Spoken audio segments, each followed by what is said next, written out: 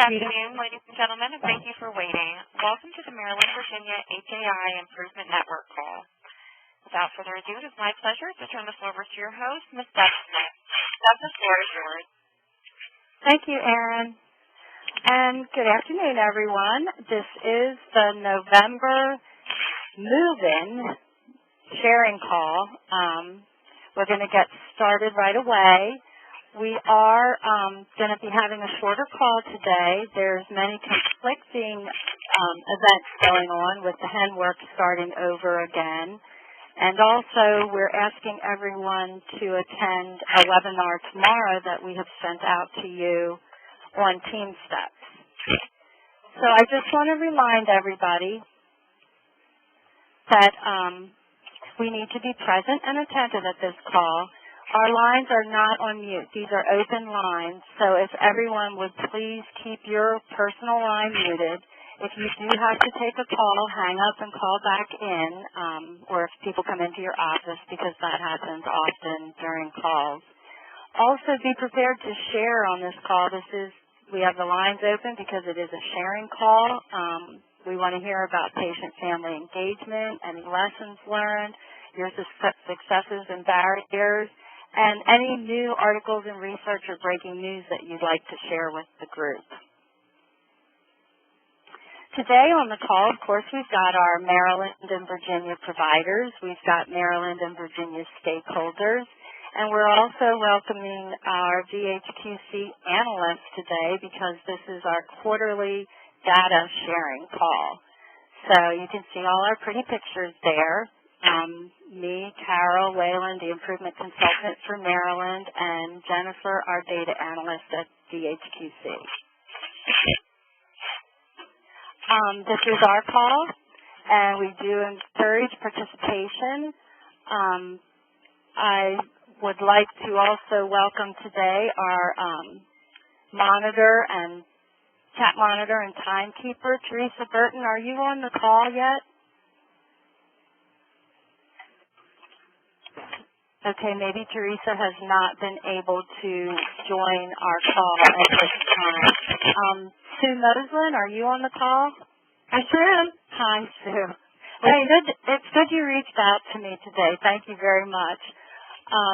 So Sue Moslin, who is an infection preventionist at Bon Secours Mary Immaculate, will be monitoring our chat today. And, of course, she's gotten no direction at all yet, so we'll just let her know that, Sue, if you would break in if there's any questions in chat, if anybody's asking for any resources in chat, and just let us know. And we'll check with you periodically also.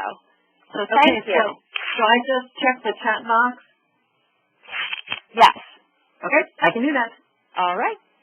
And if you think of any questions that would be pertinent to some of the discussion that we're having, feel free to use the chat box and get people chatting. Okay. All right. Thanks a lot, and welcome to the call. Hey, Deb. Yes. This is Carol. Hi, I Carol. just wanted to say hello to everyone. And let's give you an update. We had a little bit of difficulty, folks getting on the line. That's why we're a little bit late getting started. But we do currently have 27. I'm showing 27 attendees. So we'll probably be having more join as they're able to get on. Yeah, just if you do want to put in the chat box, if you had any problems getting on the call today, we had a couple emails that they weren't able to access the platform, and so I did just send out another update on how to get in. So if there's something that we can address for the next time, it would be good to know. So today we're going to start with the data discussion. Jennifer is going to be sharing our quarterly data with us, and then I would like to talk a little more about patient-family engagement. Many of you have gotten phone calls from me this past month, just to let you know what's going on about that from me and from Carol. We've been sending out emails and trying to really get a handle on what's going on in patient and family engagement. Also, just make sure there's no issues with NHSN reporting. If you have any interesting cases, we'd love to hear about them, and then we'll do a quick review of this CAUTI TAP assessment, too. So I will turn this call over to Jennifer. I'll pass you the ball, Jennifer. Welcome, Jennifer. Thanks, Fred. And you should be seeing Jennifer's desktop.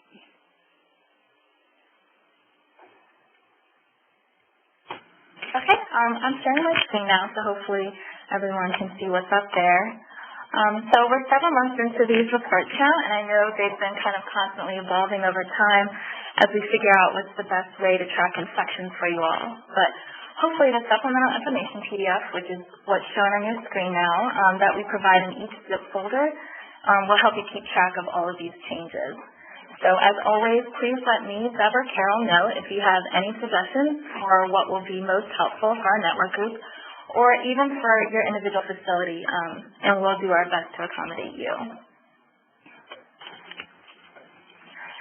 So the most recent changes, as you all will have noticed in the past couple months, is that we split the network reports by state and added some rankings within each state. I think we had discussed on a couple of calls before that most of the hospitals agreed that this would be even more helpful than seeing all of the hospitals together. So, for example, on your screen, you can see Maryland's CAUTI ICU units network report, and we now rank each facility first by their SIR and then by the cumulative attributable difference, or CAD, to break any ties. So I think you all are more familiar with the CAD by now, but as you know, it tells you the number of infections you need to reduce to meet the national goal, which, for example, for CAUTI, in this case, is 1.057. Or if you're already performing better than the benchmark, it kind of gives you an idea of how much leeway you have. So in that case, we also provided a total number of infections column over here next to the CAD that can give you some perspective there. So these network reports are made to be helpful for identifying where your facility ranks within our network and how it's performing against the goal. As you can see, for example, in the ICU units, we have around 6 hospitals that still need to work towards meeting that benchmark. But since we're all in this together, today we prepared a kind of overall picture to see how our HI network is progressing towards our goals. So during the time frame of Q4 2014 to Q3 of 2015, so spanning a year, you can see on your screen that the top table graph is a regional network progress report with a table and a graph. And then these bottom two down here breaks it down by state. So in the middle, we have Virginia in the purple, and down at the bottom, we have Maryland in the orange. So the bars here are going to indicate the network SIRs, and the bright red dashes are those CDC national goals that we have. So you can see, for example, we have it broken down by ICU units and non-ICU units for CAUTI and CLABSI. So for CAUTI, all of the bars, both in Virginia and Maryland, so then of course regionally, are lower than those red benchmarks there. So we're doing really well in CAUTI, at least in this most recent time frame. And then for CDI, we have some area for improvement, as well as in CLABSI, particularly in Maryland there. So keep in mind, however, that these network SIRs, they may not be fully accurate since we're still missing some data for that last month of September 2015. So we really encourage all of you to report your infections data to NHSN within 30 days past the end of the month, so that we can provide for you all the most up-to-date, accurate picture of how your hospital and our network are performing against our goals. So typically, our process here for pulling that data, our analysts usually do initial data pull on the first of each month so that we can follow up with any hospitals that may be experiencing problems entering data into NHSN, or if they just need that little reminder. And our hope is that we can eventually begin consistently providing your data reports to you within that first week of each month before the sharing call, in case you all have any questions at all. But in any case, if you don't have a question at this point, you can always email any of us and let us know. So We really appreciate all your work in this arena, and again, we welcome any feedback. Thanks. And let me know if you all have any questions before I pass this ball back to Jen.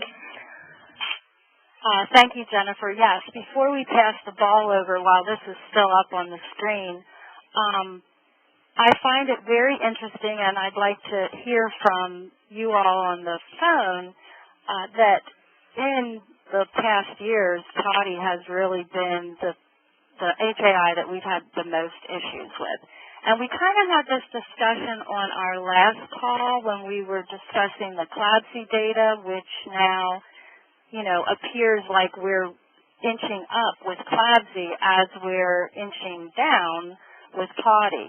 So does anybody on the call have any ideas as to why this could be happening?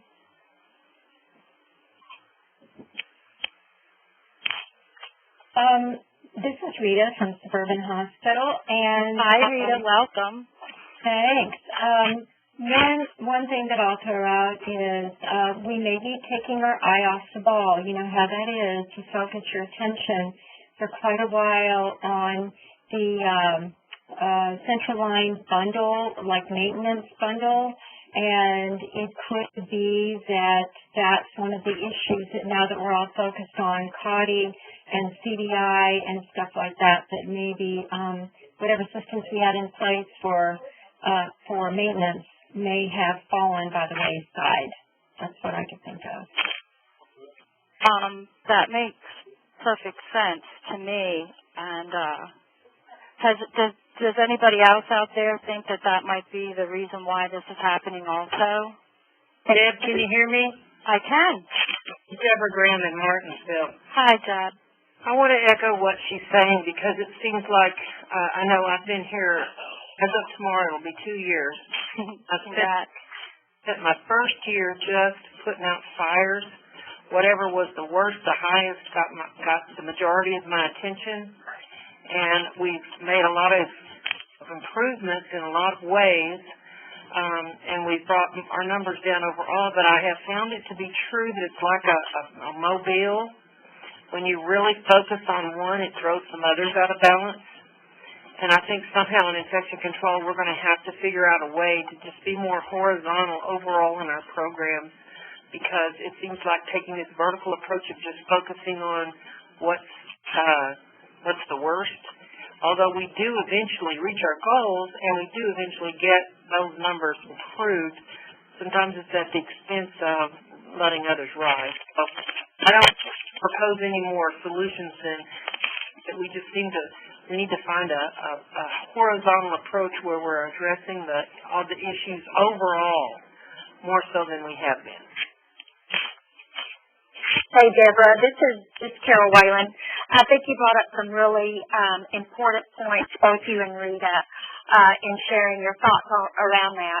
And one of the things that we're learning especially around HAI, is that as we begin to implement stronger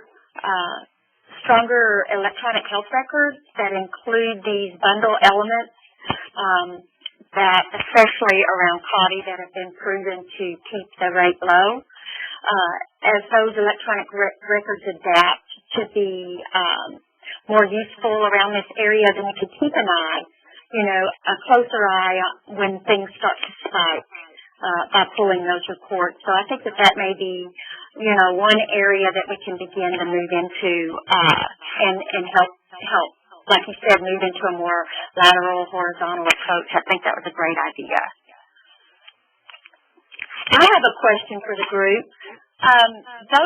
We've been looking at the CLABSI data for the last couple of quarters, and we've realized that it's rising and that we have a problem. So I wonder if any of the hospitals have begun the process of going back and looking at the, adherence to the bundles. If you've got a new process in place where you've gone back to revisit how you audit compliance. Is there anybody that's going back to that work and maybe refreshing it as of late? Hey, Carol, it's Jean Murray at Calvert Memorial Hospital. Hi, Jean. Hi. We noticed a bump this year as well, and what we did is we pulled together our CLABSI task force again, and taking a look at the overall program, and we're actually doing additional rounds on the units. So the educators on the units are doing rounds in the morning, and then as well as our PIC nurses who are practice experts are also doing audits upstairs because one of our issues was skin flora. So we wanted to take a look at the nursing practice and things like that. So yes, we've pulled that team back together to take a look at the overall program, and we hope to see a difference in the coming months. Okay, good. That sounds great. Hey, Carol, it's Carrie calling from Bayview. Oh, hi, Carrie. How are you? We're doing great today. Go ahead. I just wanted to mention that some of this, obviously not all of it, because I do completely agree with what Rita said, in that it's very difficult to stay on top of all of these metrics constantly, and it does seem like when you kind of shift your attention off of things, other areas start to drop. But I'm wondering how much of this bump that we're seeing this year has to do with the NHSN definition change and how difficult they have made it to attribute CLABSIs to secondary sources with this last revision. Yeah, this is Deb. I agree with you, Carrie. Were you on last month's call when DDH and Maryland presented their CLABSI data? I don't think I was on last month's call. Okay. What do you think about also the fact that the CLABSI has decreased as the CLABSI is increasing? Do you think that they both are attributed to the NHSN change in definition? Oh, absolutely. Don't get me wrong, I think we're all doing really excellent work out there to reduce our counties. Mm-hmm. But when we found out what the new definition was going to be, we went through a snapshot time frame of events and applied the new definition to them, and about 50% of our old events wouldn't have counted with the new definition. So I do definitely think that attributed to a significant portion of the decrease in those rates.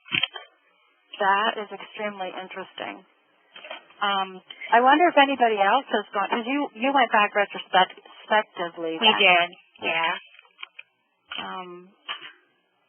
Did you? Well, while we're waiting on someone else to chime in, Deb, do you remember last month when we were reviewing the data, the point was brought up, I think it was by Virginia, in that when they looked at their data, they realized that the definitions did change, but when they go back and look, the rate wasn't, while there were some yeast-related secondary infections, it wasn't enough to really attribute the rise to that problem.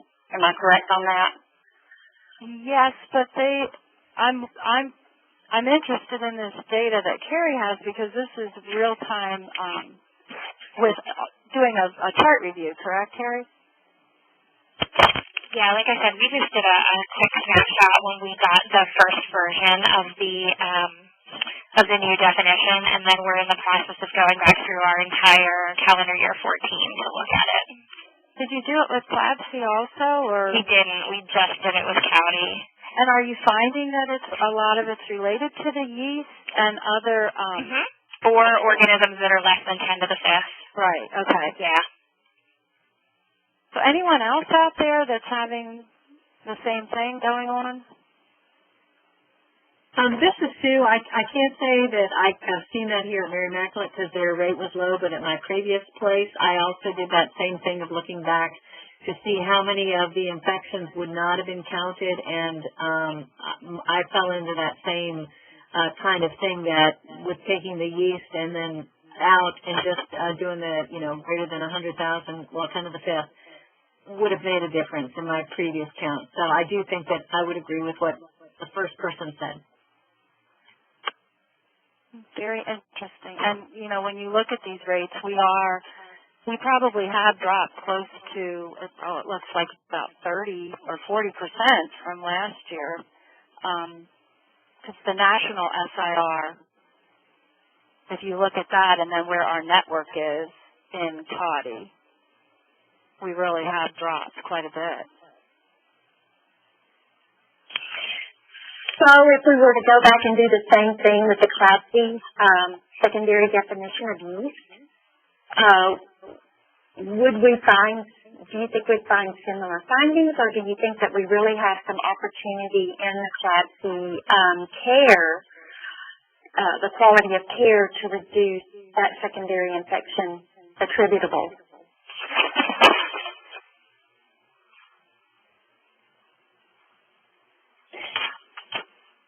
This is Sarah Lineberger at the Virginia Department of Health. Can you hear me? Yes. Hi, Deb. So I know you referenced the slides we presented on last month's call, and we would be happy if you shared those. But we definitely think the definition changes do have an effect on overall numbers for both Class C and Toddy. But when we took out the number of infections with yeast and ran all the SIRs for the state again, it was lower in that, you removed all those yeast infections and so the SIRs are lower, but there was still an increase from the end of last year to quarter 1 and quarter 2 of this year. So even though the numbers are lower, there's still an increase over where we were in quarter 4 of last year for Class C. Thank you for that clarification. Yes, thanks. So the horizontal approach is still a good approach, evidently. Well, I think that if we have a number of our hospitals that have taken early recognition of this data and gone back and looked at those, their adherence to the bundle elements, I think probably in the next quarter we should be able to see if there's been, some remarkable improvement. I think that's something that maybe we can put in a poll question on our next presentation, our next call, just to find out who all refocused on those bundle elements. This is Tiffany from Chesapeake, and I just want to comment on that with the bundle elements. And what we found out, we had a cluster of infections in the ICU, and we did find out one of the areas of improvement was that the managers used to do rounding, and they would look at the alcohol-impregnated caps on those central lines.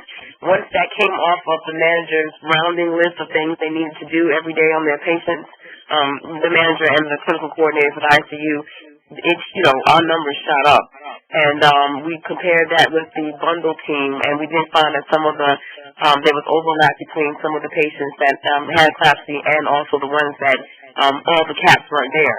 And it's amazing that once we put that back in place for us, we haven't had a Class C in 4 or 5 months now.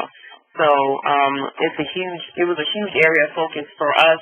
And during that time, we had high acuity patients, multiple accesses of those central lines. And then ICU nurses were very frank in talking about those caps and are you replacing them? Are you, what are you doing in between accesses? So I think going back to that whole idea of looking at those bundle elements is something else that we definitely need to focus on because it was an area for us that did help us improve. Thank you, Stephanie. Do you think that this is an area, just, looking at what our next discussion point is going to be, do you think this is an area that we can pull patients and families into, like with some education so that they know to look for that? What are your thoughts on that? I definitely think so. We try to engage our whole team here as far as from nursing to transport to visitors. If you go into a patient's line, they don't have that, whatever cap you're using, you have to be using the green caps. You need to say something or replace it. And I think that families are much more savvy now, and they do understand infection prevention. And I went to this hospital, and they had this, and now you guys don't have it here. So I think engaging the family and making sure that that's part of it would be beneficial, definitely. Great points, guys. Is there anyone out there that is using patients and families, have done education for this to keep track of the central line compliance?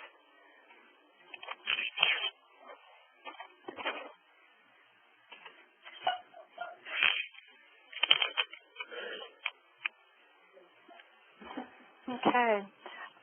Any other comments on this quarterly data review here, which, Jennifer, this was awesome. I love this quick view here. I really appreciate you doing this for us. Yes, Jennifer, I think this is a great report. I think this is something that the IPs can use to take back to their teams and to their leadership to help them see, where they're at within the network itself, the entire network, and then within their state. This is great. Thank you. And speaking of that, thanks for making that comment, Carol. Jennifer just pulled this together this morning, so we will send this tool right here out to everybody after the call, because I think it probably would be very valuable for you. So, Jennifer? And it's fresh data, guys. This is the, most current data that is complete out there. So, I think we just had a couple of hospitals. What did we end up with? Just 2 or 3 that didn't make the deadline this time. So, it really, it's getting closer and closer to being spot on. Yes, thank you. So, Jennifer, can you pass me the ball? Sure, I'll go ahead and do that now. Thank you, Jennifer. The ball now, Deb. Thanks.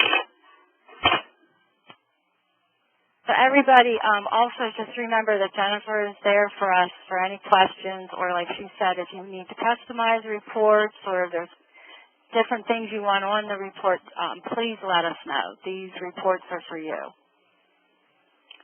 I just want to back up one slide just to make sure.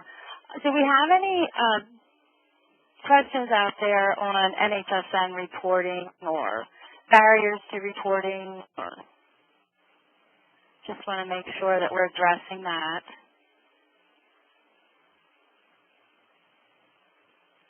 And at the same time, anybody have any interesting cases that they've run across this month or something that you've asked NHSN and you were just wanted to share what their answer may have been with us?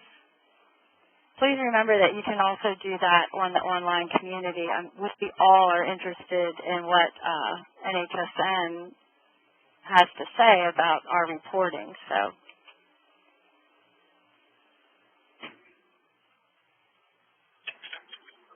and Sue, I see the alphabet number. Is that in that network report that we got? That was from the thing that, was it Jennifer that just spoke, that went, it was one of the first slides, and there were, the Maryland, and then the Virginia, and then they were by alphabet. Jennifer, does that changes each month, correct? It does. So your facility should be unblinded. So your facility should have the name on it when you receive that network report. And every other facility is just going to have a random alphabet letter assigned to it in our network. So does that answer that question? I'm guessing maybe Debbie may be getting those reports because it's being new to the group. And this you didn't receive it? I don't think I did. Would that come from you, Deb? It would, and I will make sure that you are on the list. Okay, great, thanks. And everybody out there, if you haven't received a report or if you need somebody else in your facility to receive the report, just let us know. Our list is growing. We're trying to keep track of it, and maybe what we'll do is send it out to everybody so that they can make some additions themselves, too. It's kind of a bear to keep track of in 2 states like that and who's getting what report. So I think it's probably time, with the new year coming up, that we can reevaluate that and make sure everybody's getting it that needs it. And then I also just wanted to quickly remind everybody about the potty tap assessment. Carol has been making phone calls to Maryland, and I've been making phone calls to Virginia hospitals to try to get this out into your facilities. So please just be waiting for more information on that. All right. So any other comments before we move on to stakeholder updates?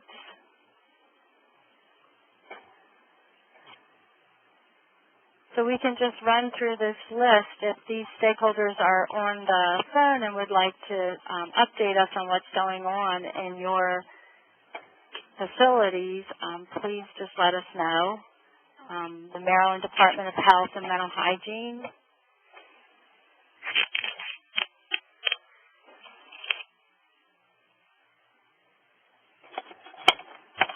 Maryland Healthcare Cost Commission.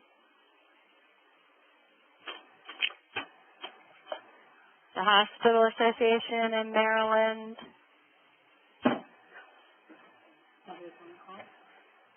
Patient Safety Center in Maryland.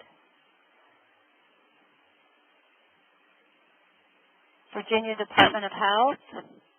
Hi, everybody. It's Carol Jamerson, and Sarah just introduced herself a minute ago. We were listening today and wanted to just remind everybody about Get Smart Week, which is November 16 through the 22nd, and it's related to getting smart about antibiotic use.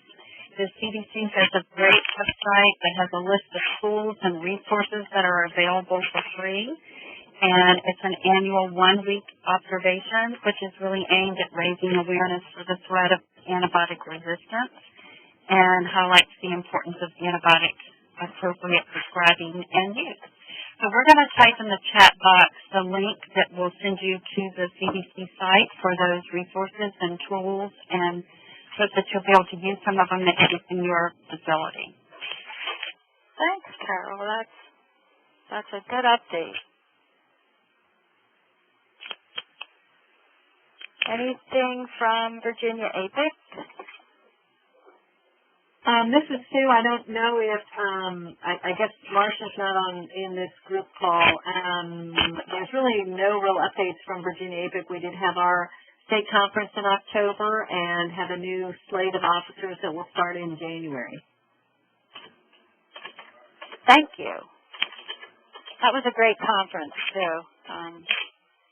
A lot of good education there. And VHHA? Like I said at the start of the call, I know the HEN work is starting up, so VHHA actually has a call that's scheduled at this very same time. All right, I'm going to pass the, I'm going to keep in control, but I'm going to pass the ball over to Carol.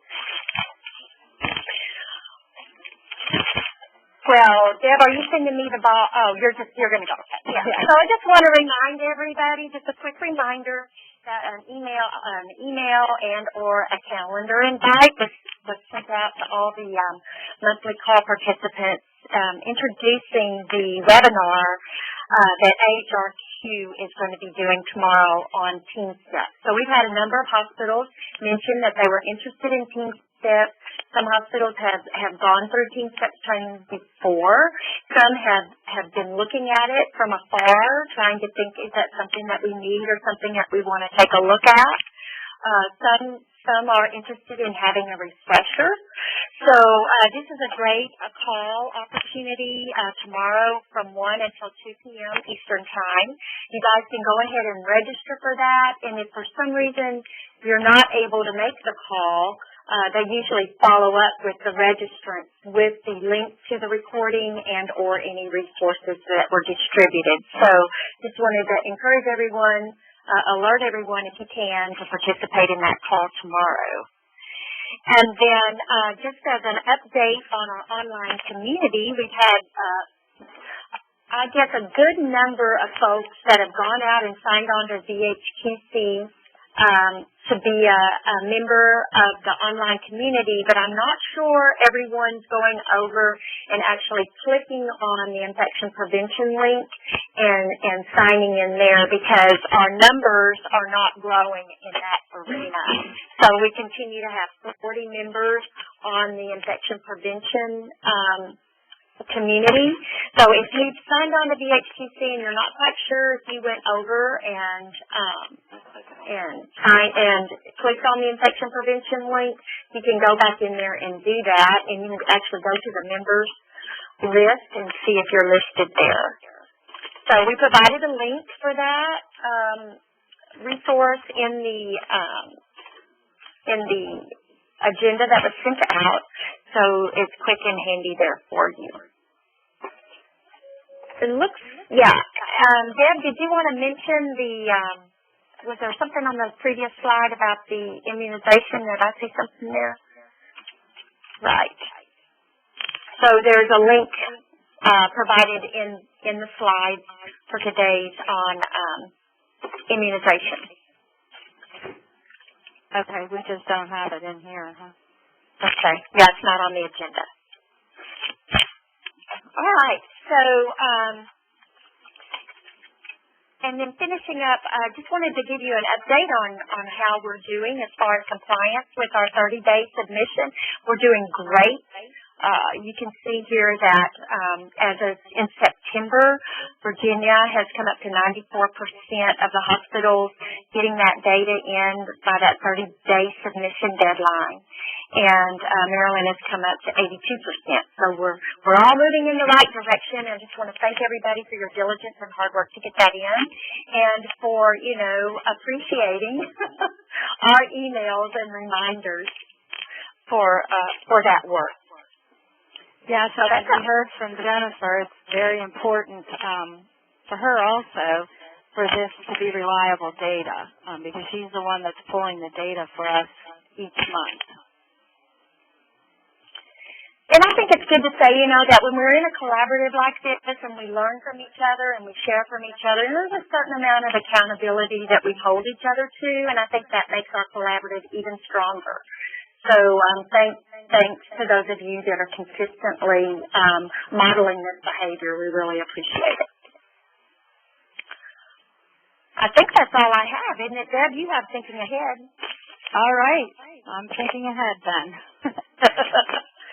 So I want to just remind everybody to continue to engage your patients and families and your work.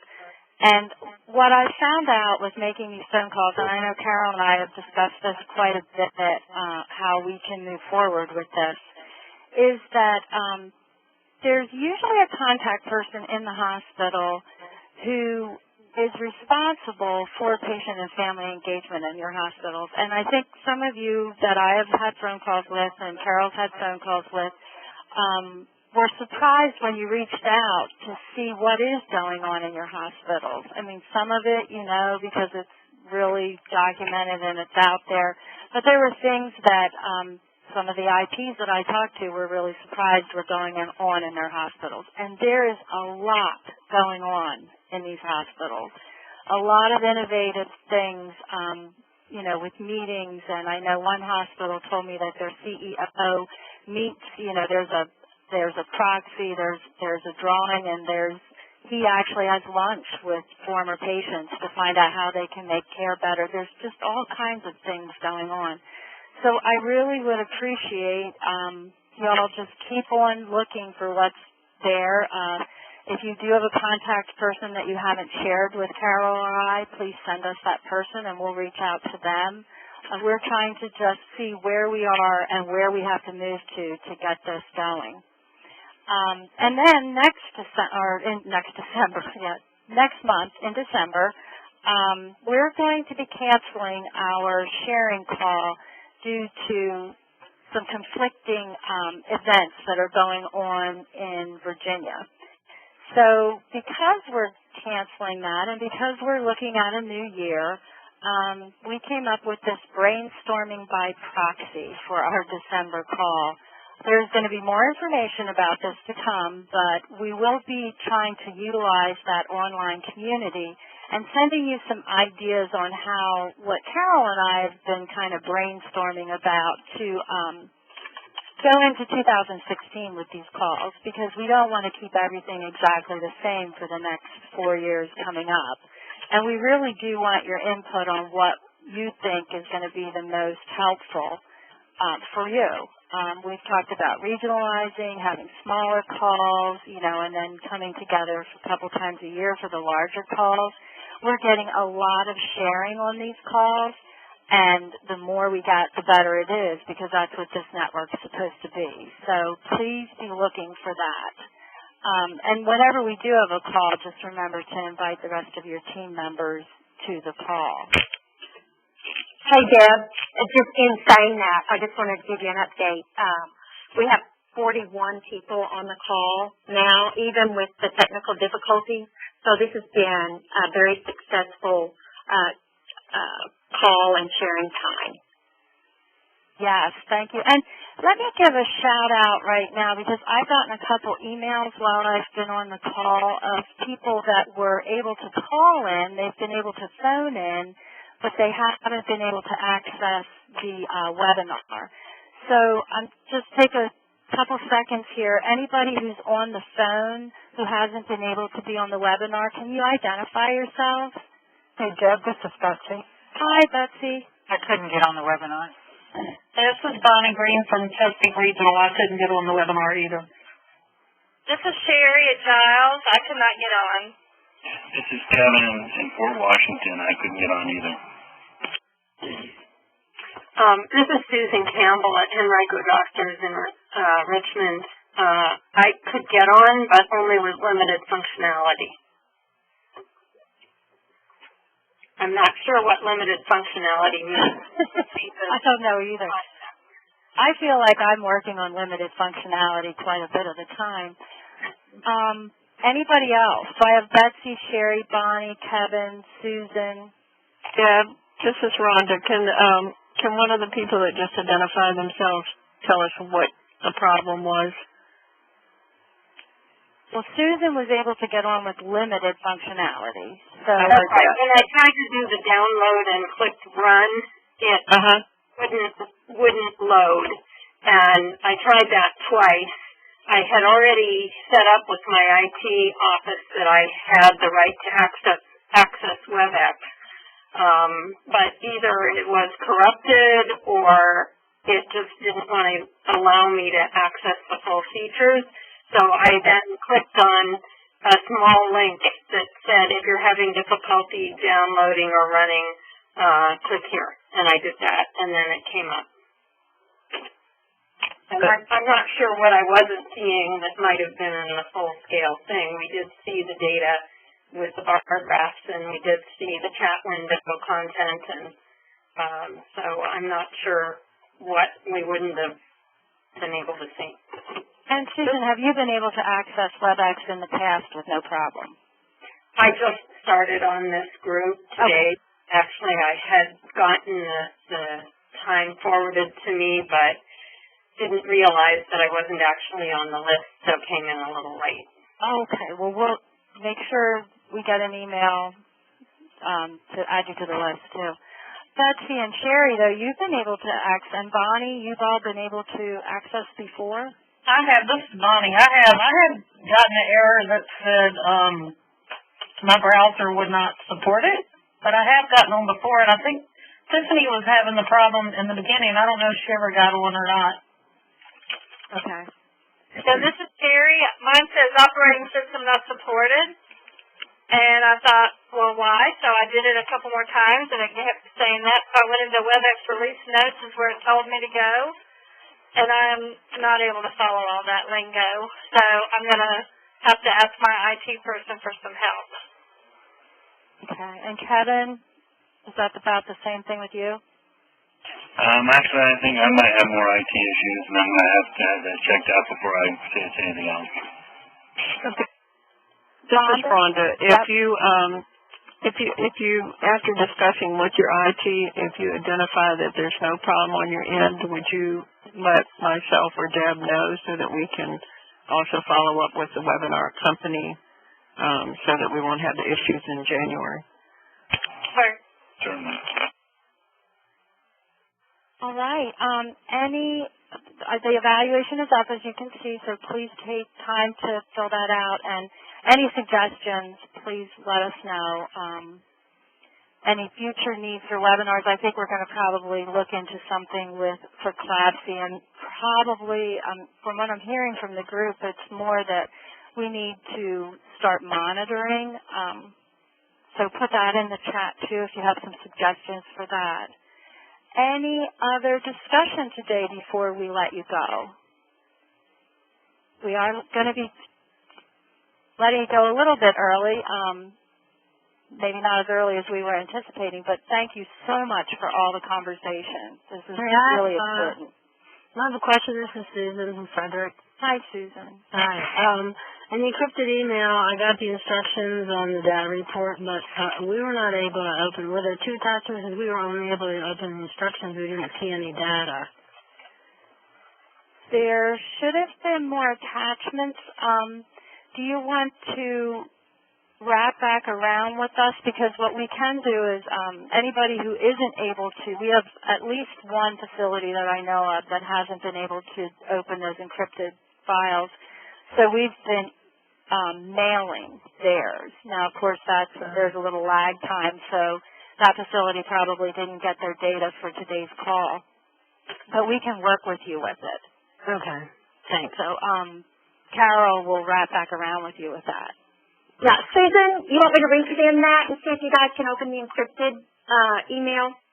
Want me to resend it? Sure. I mean, I still have it, but I wasn't able to open the second attachment. Okay, I can send the instructions in a separate email. That doesn't have to be encrypted. Okay? I have the instructions. Oh, it's the data that you can't get open. Right. Okay, that's not good. All right, we'll work on it. Okay, thanks. So if that's happening with anybody else, please email us. Virginia hospitals can email Deb, and the Maryland hospitals can email Carol. Anything else before we sign off? All right, we'll be looking for our innovative questions that are going to be coming out there for how we want to change this up next year, and everybody have a wonderful rest of your afternoon. Thank you. Bye now.